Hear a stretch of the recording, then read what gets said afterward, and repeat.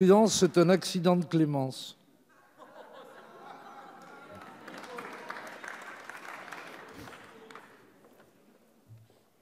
Oh, je vous sais juste. Monsieur le Premier ministre, je vous plains. Vous voilà de nouveau obligé depuis hier de vous faire le VRP du grand débat en attendant que le président de la République ne lâche les propositions. La Constitution fait de vous le responsable de la nation devant l'Assemblée nationale. Vous voilà, une fois de plus, cantonné au rôle de chauffeur de salle avant d'assurer le service après-vente lorsque Jupiter consentira de descendre de l'Olympe. Celui qui exacerbe le caractère monarchique de la Ve République, celui qui se dit le responsable de tout, en révèle le caractère insupportable. Votre démocratie participative au long cours, je vous cite, que vous avez proposée hier, ne veut rien dire devant ce mépris de la démocratie et de la souveraineté populaire. C'est sans doute pour cela que ce concept fumeux n'arrangera rien. Vous dites craindre pour la démocratie représentative. Tournez-vous alors vers Emmanuel Macron qui ne cesse de vouloir affaiblir le rôle du Parlement.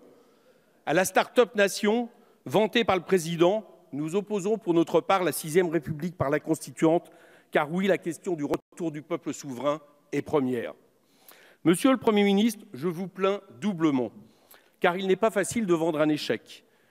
Il vous a fallu plus de 3 mois pour atteindre laborieusement les 500 000 contributeurs en ligne, dont la moitié se contente de répondre aux questions fermées, alors que la simple consultation sur le changement horaire proposé par l'Assemblée nationale atteint 2 millions de consultations. Alors aussi que le nombre de pages de soutien aux Gilets jaunes dépasse les centaines de milliers, vos 12 millions d'euros nécessaires au grand débat sont battus par des pages Facebook gratuites. Le gouvernement qui ose se gargariser du nombre de participants a vraisemblablement quelques problèmes de vue. Il a aussi manifestement quelques problèmes d'audition. Car 70% des Français disent dans toutes les enquêtes d'opinion qu'ils réclament le rétablissement de l'ISF. Ils le chantent dans la rue, dans les manifestations des Gilets jaunes, même dans votre grand débat.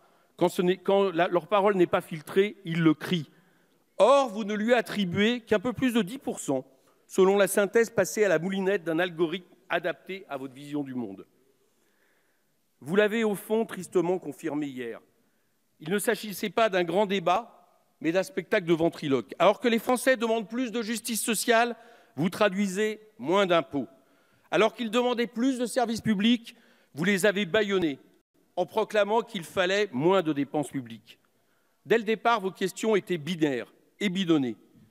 Vous n'avez pas fait hier la synthèse des aspirations populaires, vous avez fait la synthèse du programme d'Emmanuel Macron, cela n'a guère de rapport.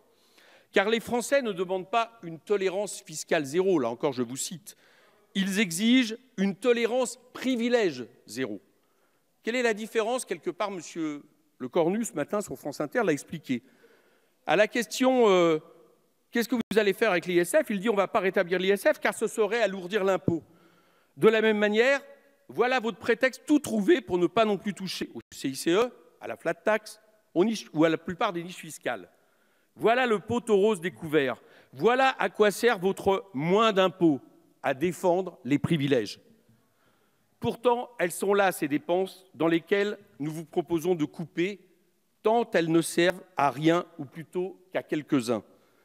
Car l'addition de toutes ces recettes perdues que je viens d'énumérer pour l'État se chiffre en dizaines de milliards d'euros, inutilement gaspillés, alors que vous proposez de baisser des dépenses publiques utiles à toutes et à tous. Un dernier mot, Monsieur le Premier ministre, gare à ne pas diviser les Français. C'est un peu cela que j'ai entendu dans votre discours quand vous avez opposé les moyens des métropoles à celles des zones périphériques. Qu'allez-vous faire? Supprimer les moyens des transports en commun en Île-de-France, absolument catastrophiques, ou de ce qu'il reste du logement social, pour les redistribuer vers des zones périphériques? Non, la solution n'est pas de déshabiller ceux qui souffrent pour d'autres qui souffriraient un peu plus. C'est de mieux partager les richesses produites pour les utiliser là où c'est nécessaire. À commencer dans la transition écologique, tant la seule dette vitale est la dette écologique que nous léguons aux générations à venir. Monsieur le Premier ministre, le grand débat s'est asséché, il n'en reste rien au fond que de la vase. Nous connaissons déjà les propositions d'Emmanuel Macron, ce sont les mesures mêmes qu'il se préparait à infliger au pays avant que les Gilets jaunes entrent en scène. Le peuple, lui, va donc continuer à se défendre contre l'oligarchie dont vous faites les supporters.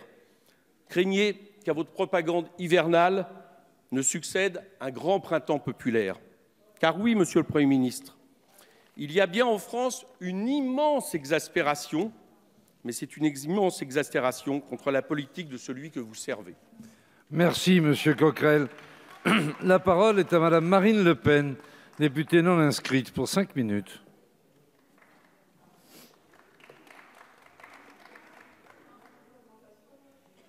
Monsieur le Président, mes chers collègues, Monsieur le Premier ministre, nous ne nous attendions à rien et malgré cela, vous avez tout de même réussi à nous étonner.